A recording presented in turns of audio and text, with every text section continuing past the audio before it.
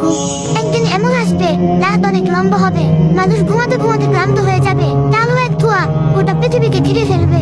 পশু পাখিরা মাঠে যাওয়ার জন্য ছটফট করবে। ঠিক এমন সময় আকাশ থেকে ছোট ছোট আলোর কণিকা দেখা যাবে। মানুষ খুশিতে চিৎকার করতে করতে বাহিরে বের হয়ে আসবে, কিন্তু তারা বাহিরে বের হয়ে অবাক হয়ে দেখবে সূর্য পূর্ব দিকে না উঠে পশ্চিম দিক থেকে উদিত হয়েছে। ঠিক এই সময় মানুষের মনে হবে কিয়ামতের পূর্বের কথা। আল্লাহ রাব্বুল আলামিন যে কিয়ামতের কথা পবিত্র কোরআনে বলেছেন, মানুষ দৌড়ে গিয়ে পবিত্র কোরআন খুলে দেখবে পবিত্র কোরআন থেকে অক্ষরগুলিকে উঠিয়ে নেওয়া হয়েছে। সেখানে শুধু সাদা পৃষ্ঠাগুলি পড়ে আছে। ঠিক সেই সময় চিরদিনের জন্য তওবার দরজা বন্ধ হয়ে যাবে। তখন আর কেন তওবা কবুল হবে না। সময় গোটা দুনিয়াতে এক ধরনের ঠান্ডা বাতাস প্রবাহিত হবে। সাথে সাথে গোটা দুনিয়াতে থাকা সকল মুমিন এবং নেককার বান্দাদের রূহ কবজ করে নেওয়া হবে। ঠান্ডা বাতাসে রূহ কবজ করার সময় তাদের কোনো কষ্টও হবে না, তারা বুঝতেও পারবে না, তারা টেরও পাবে না। এরপর দুনিয়াতে শুধু থেকে যাবে গুনাহগার, কাফের এবং মুশরিকেরা।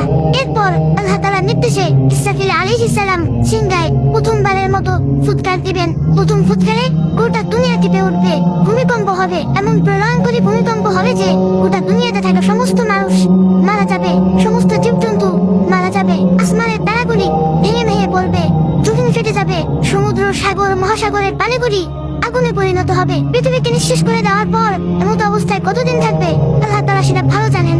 এরপর আল্লাহ তাআলা বলবেন, আজকের ক্ষমতার মালিক কে? আজকের ক্ষমতা কার? এ সাগর, তোমার বড় বড় ঢেউগুলি কোথায়? এ পাহাড়, তোমার উচ্চতা কোথায়? এ আকাশ, তোমার বিশালতা কোথায়? আজকের ক্ষমতার মালিক কে? আল্লাহ তাআলা নিজেই উত্তর দিবেন, আজকের ক্ষমতার একমাত্র মালিক আল্লাহ সুবহানাহু ওয়া তাআলা।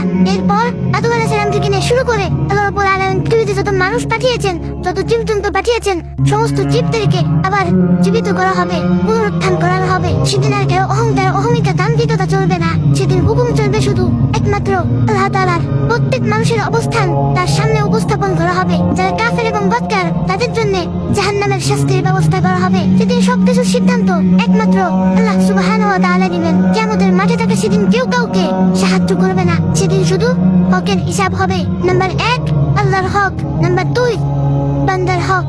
আল্লাহ রাব্বুল আলামিন বান্দার কাছ থেকে রবের হক বুঝে নেবেন এবং মানুষের কাছ থেকে বান্দার হক বুঝে নেবেন।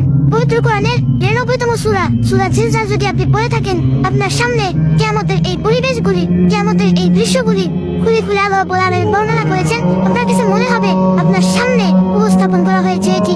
অবশ্যই পড়বেন সূরা জিলজাল, পবিত্র কোরআনের 99তম সূরা। আল্লাহ রাব্বুল আলামিন আমাদের সকলকে কিয়ামতের পূর্বে সকল ধরনের ফিতনা থেকে বেঁচে থাকার তৌফিক দান করুন। ওয়া মা তৌফিকি ইল্লা বিল্লাহ।